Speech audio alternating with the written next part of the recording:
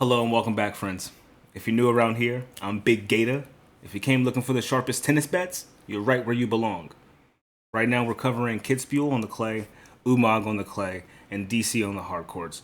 We made it to the quarterfinals on the clay courts, and we're jumping into the third round on the hard courts in DC. So pop into the comments, let me know what you guys are playing. I'm eager to see, and keep your eyes out for my pinned comment to see what I'll be playing as well.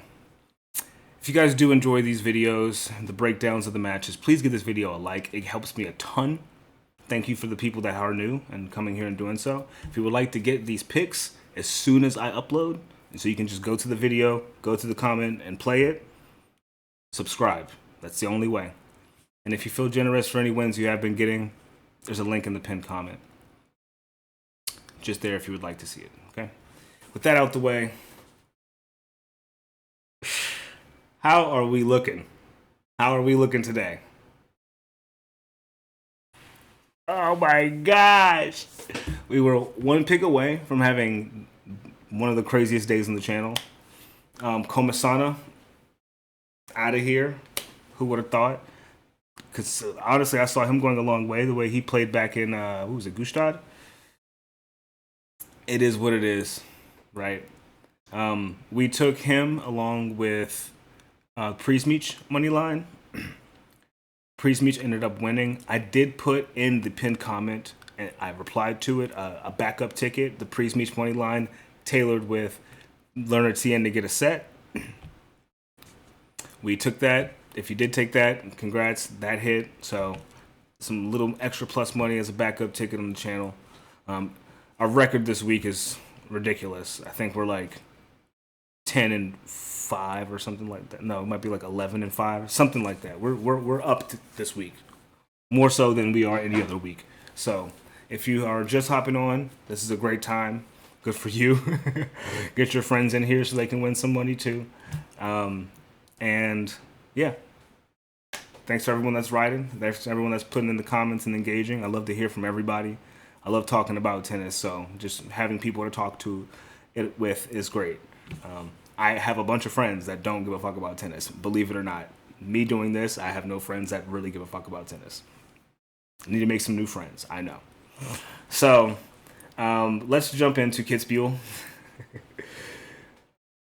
into the quarterfinals. First thing we have is Arthur Rinderknech going against Yannick Hanfmann. And these lads have seen each other 3 times before. Actually, at this tournament 2 years ago, and Rinderknech beat him in straight sets. The year before, or 2 years before, back in 2021, which is too long to say if it matters, Rinderknech lost to him in straight sets. So it's been about 5 years, right? 4 or 5 years. 2 since their last head-to-head, and Rinderknech won in straight sets. I don't see it being any different since their last head-to-head. It is taking Rinderknech a bit to get through some of these folks, but Hanfmann is on a 4-match win streaks, and he's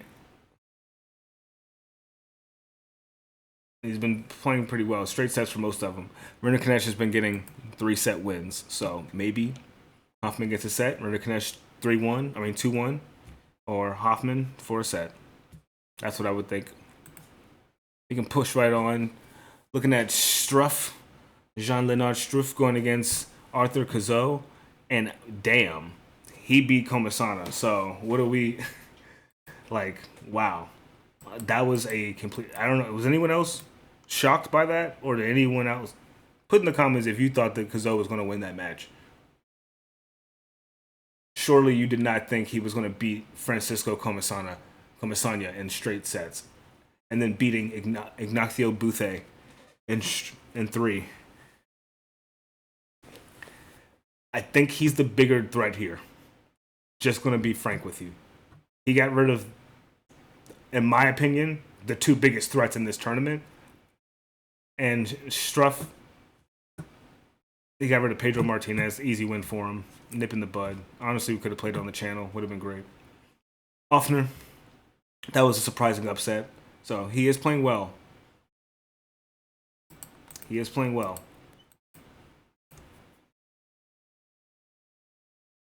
Cazaux was 6-4.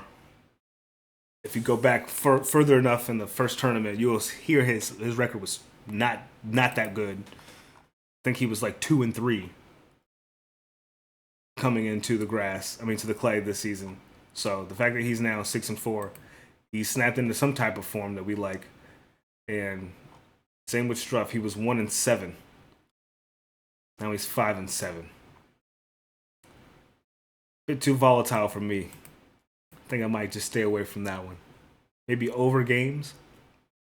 Maybe 3 sets.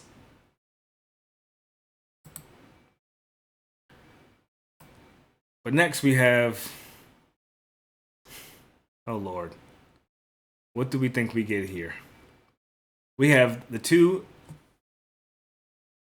Alexes going against each other. We have Bublik going against Shevchenko again. Second time in like a month. He played him not even a month, a week, 2 weeks. He played him 6 days ago. That destroyed 6-2, 6-3. Do we see any improvement in a week? Probably not. Probably not. We were checking to see, we were heat checking Bublik, right? We were seeing if he was going to be able to get it done for us after Gustad and see if he cared at all. The dude came into the game looking like he's trying to win this shit too. So, I don't know if there's futures even up still, but I would take Bublik to go all the way again. I think he's on a weird heater right now. I think he's just on a weird level of form that we just have to be able to take advantage of this right now. We have to take advantage of this right now, friends. We must. So I'm obviously leaning on the Bublik money line. What is he priced at? Minus 310. So he's a heavy favorite. Might have to go with a spread here if they have one for us. What's the spread at? 3.5. Does he beat him 6-4, 6-4 this time?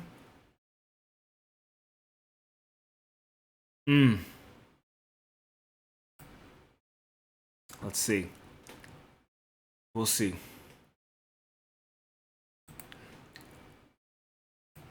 And then our last match in Kitzbuhel is going to be Thiago Seyboth Wild going against Bublik van de Zandschulp.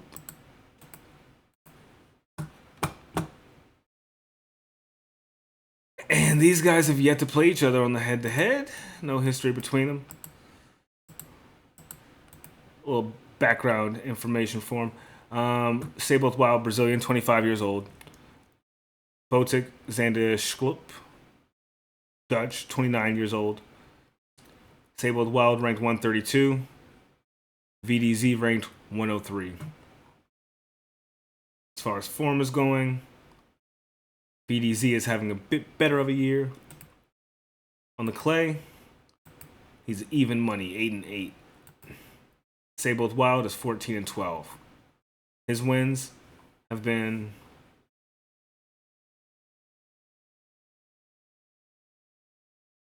a lot of them came from challengers, but a few of them came from some decent ATPs. Rome, he made it to the second round in Rome, but that's basically like just qualifying in. Beat Nuno Borges, not bad, but everyone else he's beaten,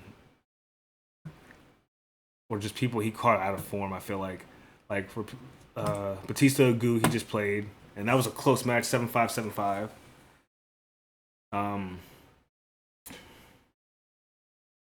Justin Engel, 7-5, 6-3. I think Bublik gets this done, actually. I think VDZ gets this done here. He's a slight favorite, minus 128. I think he gets it done.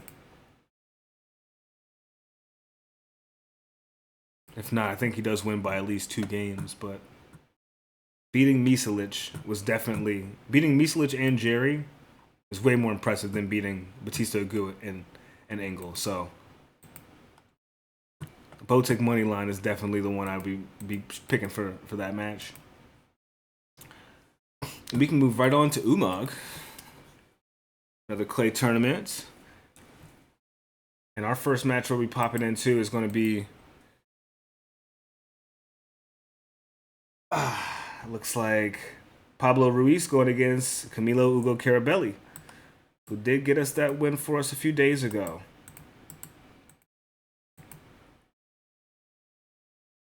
It's going against Ruiz, who's been winning in straight sets since his qualification round against Andrea Pellegrino.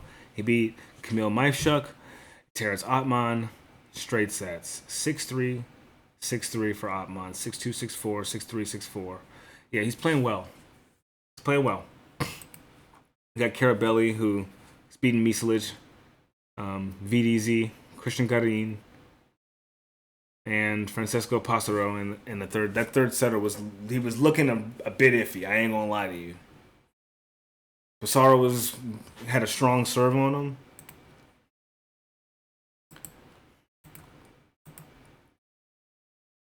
And I don't know if it's not going to be the same for Ruiz.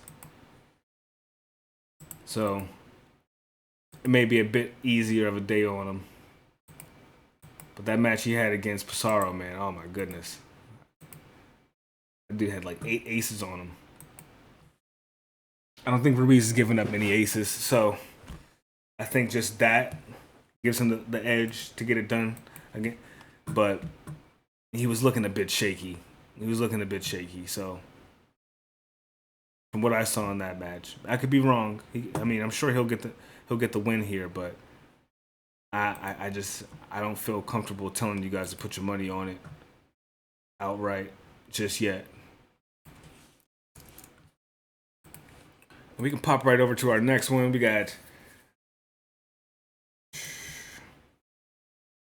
Carlos Taberner going against Jesper de Jong. Jesper de Jong is a name that we keep seeing a lot of. Am I tripping or what?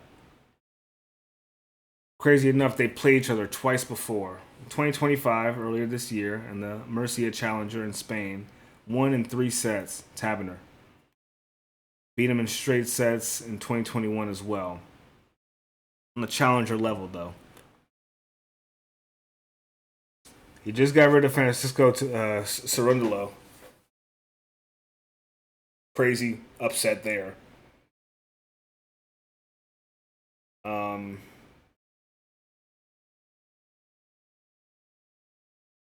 But De Jong has gotten through Navone, Polychek.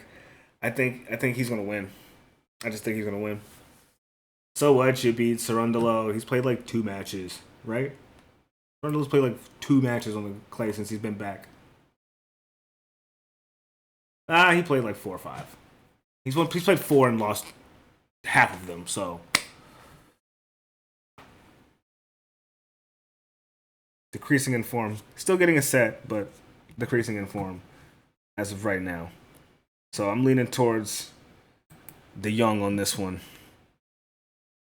I like De Jong on this one.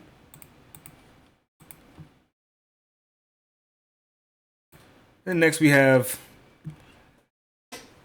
Dino Prizmic going against Luciano Darderi. Oh man. This is going to be a crapshoot. Stay away. In my opinion, stay away. This could be one of the ones where it's like, hey, dude, we're going to be here watching these guys play a long match, or it could be a super short one for these guys. Someone could win in straight sets. Someone could take it to a third. I don't know here.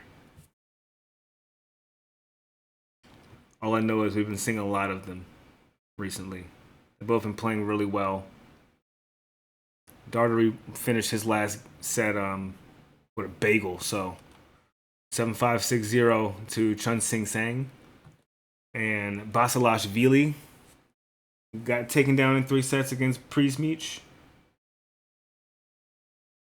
It's just a bit too crazy for me. I can't tell. Can't tell what to do here. Might just stay away. But I'm rooting for Prizmic, since he did do the deed for us earlier this week. He is 23-4, going against someone who's 22-11 on the clay. So, just numbers-wise, Prizmic, 19-year-old in Croatia with the home court advantage, seems like he can get it done. He's got big support around him too in those matches, so I like his odds. I do. I do.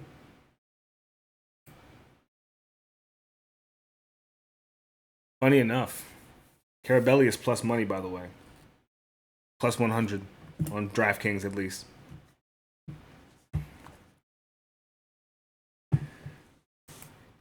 Last but not least, we have Demir Dzumhur going against Tituan Droguet. And these guys have played each other once before, 2 years ago. Demir being the wiser. 4-6, lost the first set, and came back and won 6-1, 6-2. I like that. He always comes back and wins that next set when he loses. He's been doing that in every match. He's been doing it in every match recently. At least on the clay. He comes back. I like the grit he plays with. Seemingly is in great form. And then we have Droguet, who got rid of some pretty big names on the clay this in the past few weeks, right? V. Kopcheva, Christian Garin, who is playing decently, but now he's, I don't know. And then we have Galbas and McDonald in the qualies.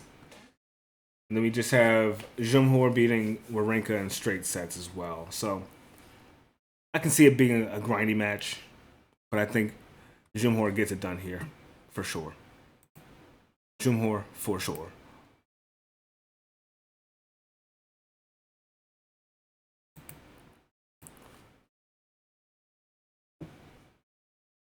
All right, so that concludes Umag. Now we can step into the first half of round 3 in ATP Washington, D.C. And we will have, in our first match, we will have Daniel Medvedev going against Yibing Wu. And, man, what a match from Medvedev today. Came back and did the deed. Impressive stuff against Opelka. Now, between the two of them, they played once before. This was 3 years ago. It was a 3-setter. And honestly, it took Medvedev a minute to snap back into form in that match. It was his first one back on the hard courts. He's a hard court specialist. He got it done. It took him 3 sets to beat this guy as well, though, in the U.S. Open. Oh no, I'm sorry, it was the U.S. Open. He beat him in straight sets. But, dude, Wu has been playing some unbelievable tennis. Like, let's just be for real. He may be a crazy story developing here in DC.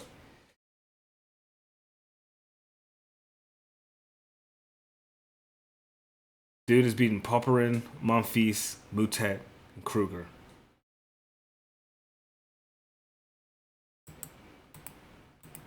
Almost as if he's playing just as well as he was 2 years ago.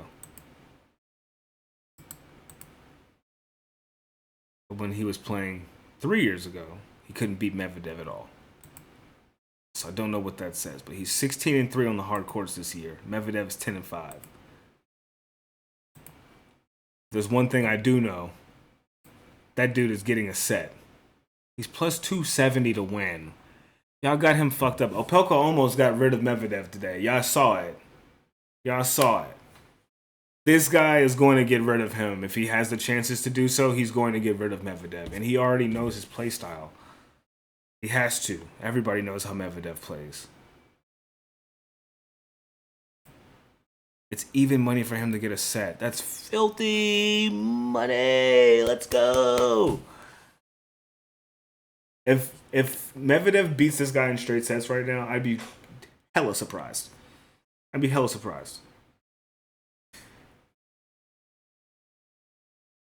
Yeah, I'd be super surprised.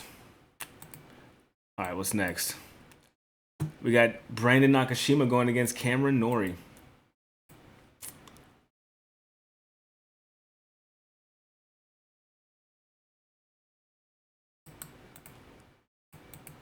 These guys have played each other 4 times already.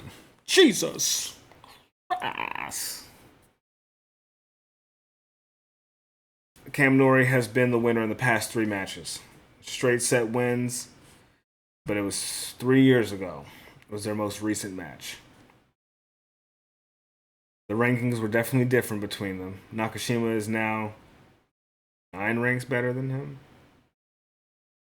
32. Norrie's 41.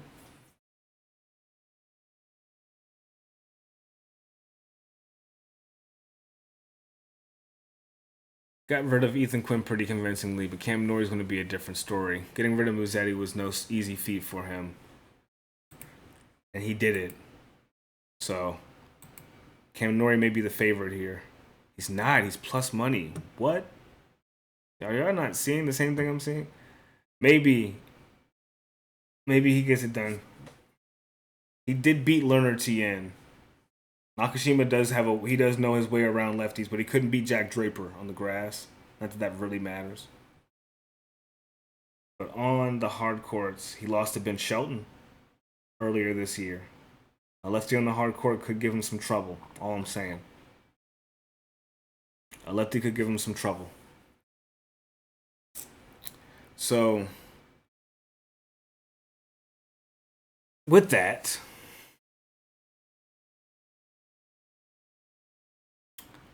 I would like to think that Cam Norrie will get a set. Minus 270. But I'm not going to touch that match.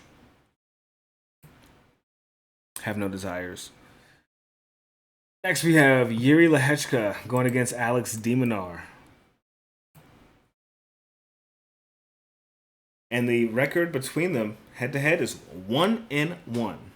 Lehecka winning most recently on the grass in straight sets, as we saw in Queen's Club. 6-4, 6-2. But it went to a third set 2 years ago on the indoor hard courts. de Minaur won in straight sets against Boo, went to a tiebreak against him. Yuri Lehecka ended up dropping a set to Zachary Svita. And honestly, I told you it was going to be something was going to be up with that match. His first match, it took him a second to get his bearings, but he actually won the first set and then went to a tiebreak in the second set. So he got back into it in the third set, obviously. I like how well he was playing. I didn't see a lot of the Boo and de Minaur match. I was working. But I would like to think that Lehecka wins. Honestly. He's priced at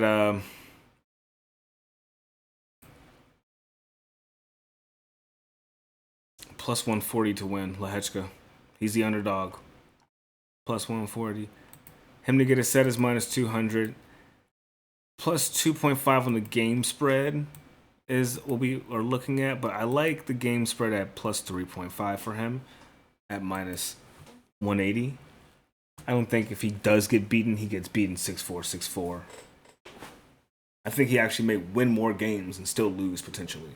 So this will kind of do that for us. Cover that if that does end up happening.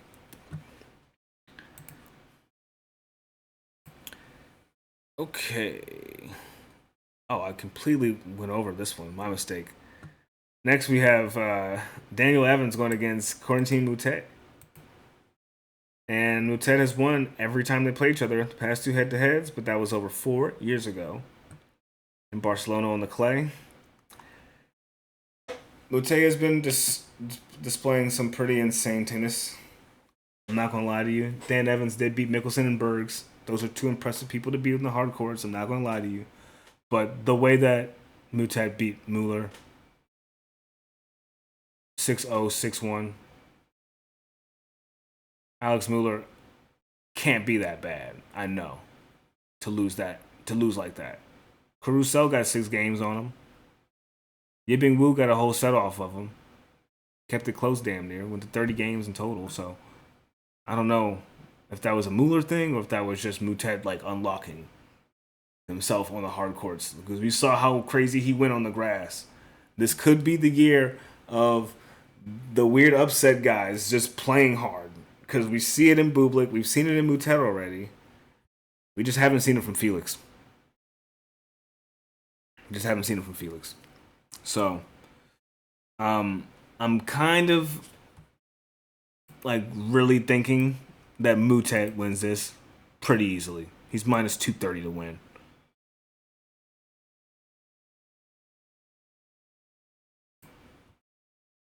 Pretty simple and plain there. Next, we have Ben Shelton going against Gabriel Diallo. And Diallo actually has beaten Ben Shelton 3 years ago on the hard courts in the Fairfield Challenger. 3 sets.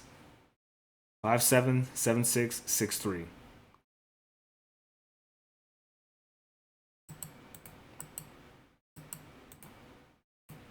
Ben Shelton is 10-5 on the hard courts this year. Diallo is 11-8.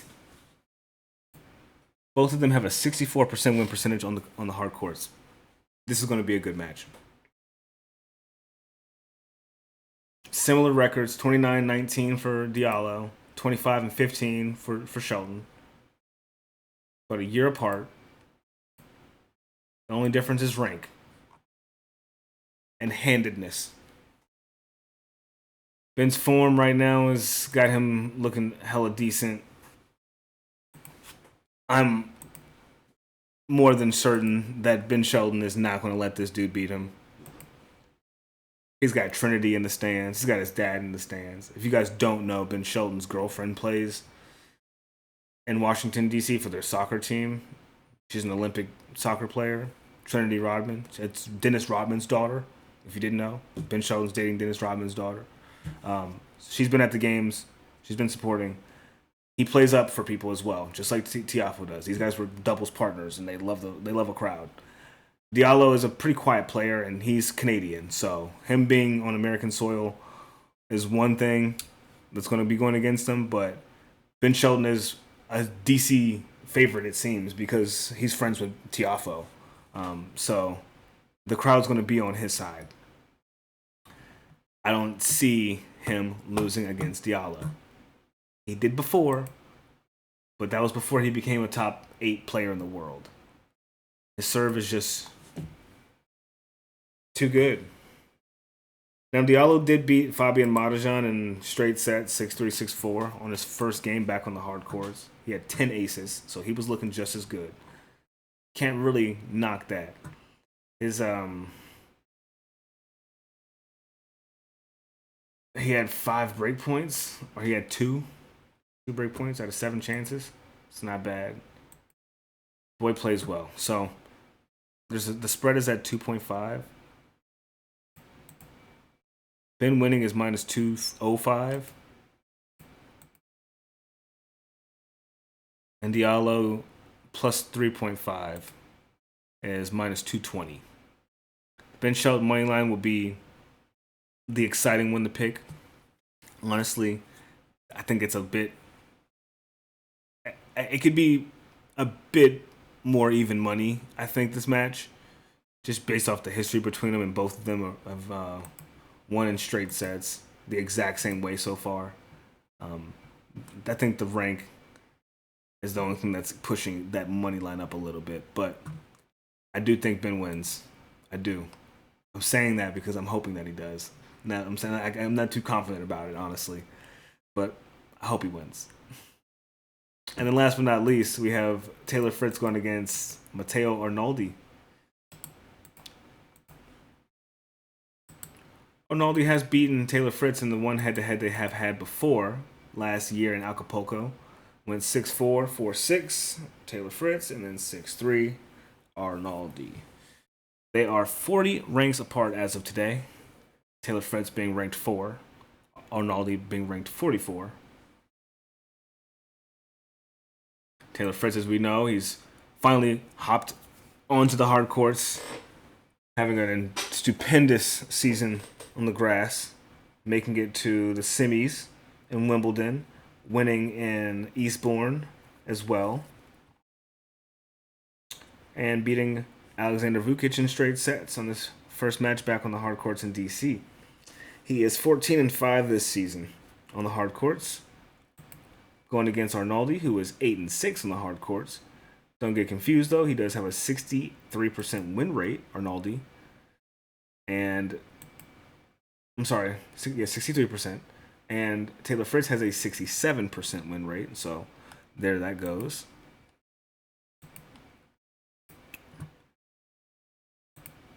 He's minus 480. Does he get rid of him in straight sets? I don't think so.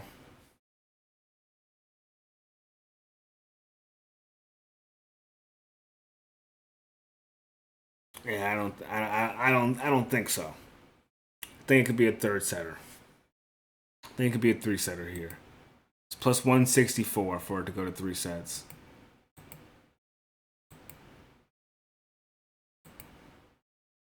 He's minus 480 to win. He's a parlay piece. It's Taylor Fritz. He's the favorite to win the whole thing. I honestly think someone's going to catch him slipping. I don't think he's going to win the thing. I don't think he's going to win this thing. I think Lerner Tien, after beating Rublev today for our certified smoke, was crazy. By the way, I forgot to talk about that in the recap earlier in the video, but dude, Lerner Tien is here. And you heard it here first. Certified smoke. It's going to take us a day or two to get right on it. But we got on it, and we got it. And now we're hot.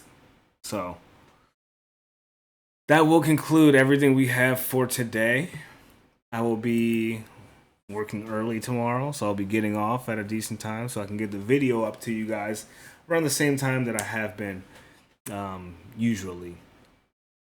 Not in the past 2 days, though. I've been working late, so thank you guys for plucking along with me. Something I should say that I do want you guys to think about. Futures. After seeing what I saw today, I did put a future down on Lerner Tien. It's a small one. It's not an official, play it. It's not going to go on my pinned comment, but I did play it. It's plus 30,000 if I didn't say that before. So $3 will get you $1,000 if he wins. I took that chance. I took a $3 chance. So I didn't want to go too crazy on it, but $1,000 for $3, I'll fucking take it. And it's a long shot. It's one of the biggest long shots here. He got rid of some of the hardest people to get through, I think, in the tournament so far. He's gotten through some tough people. Just Rublev, but the hope is still high. If that isn't the case, I can see Tiafoe being the guy. I can see Ben Shelton, really. I'm really thinking that Ben Shelton wins it if it's not someone outside of America. I think Ben Shelton's going to win this thing, though. I'm really feeling like Ben Shelton might take the whole thing. Bublik, I see him winning as well.